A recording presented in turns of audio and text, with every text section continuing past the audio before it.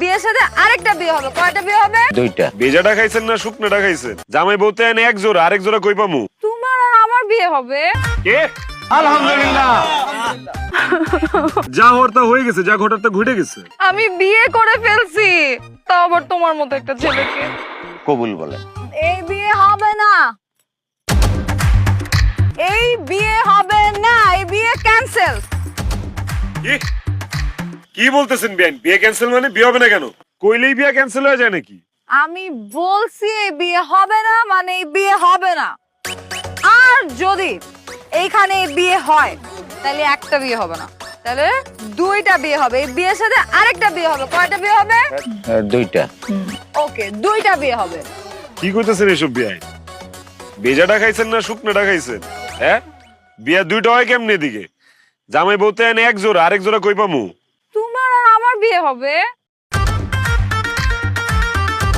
কে? হ্যাঁ, পাগল হয়ে গেছে নাকি বিয়াই?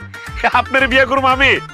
আপনি আমার প্রাক্তন, আমি আপনার প্রাক্তন, সব ঠিক আছে, কিন্তু এখন নতুন করে আপনার আমার মধ্যে কোনো কিছু সম্ভব না।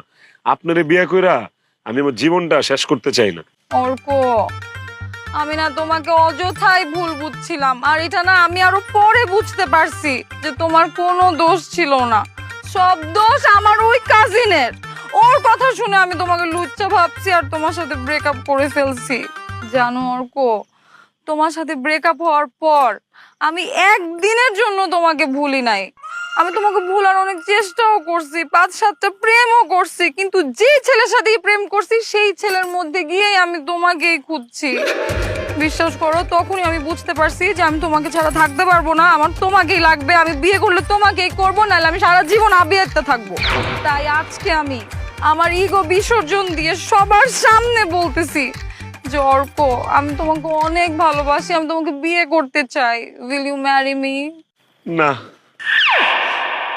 আমি তোমার বিয়ে করবো না। তুমি আমার অনেক কষ্ট দিছো, আমি তোমার মাফ করতে পারবো না। তুমি আমার লুচ্চা বলছো। অর্ক, তুমি যদি আজকে আমাকে বিয়ে না করো, আমি কিন্তু এই পাহাড় থেকে গিয়ে লাফ দিব। আর আমি কিন্তু একা লাফ দিব না, সাথে করে বান্ধবীকে নিয়ে লাফ দিব। না না না না, কেন আমার বউ লাভ দিবে কেন? তুমি একলা দাও। কি বলিস তুই? আমি পাহাড় থেকে লাফ দিব না। আর একলা দাও মানে কি? আমার গার্লফ্রেন্ড কেন পাহাড় থেকে লাফ দিবে? তাহলে তুই রাজি হয়ে যা বিয়েতে, বল তুই বিয়েতে রাজি, বল। ঠিক আছে, আমিও রাজি, আমি বিয়ে করবো, সমস্যা নেই। আলহামদুলিল্লাহ।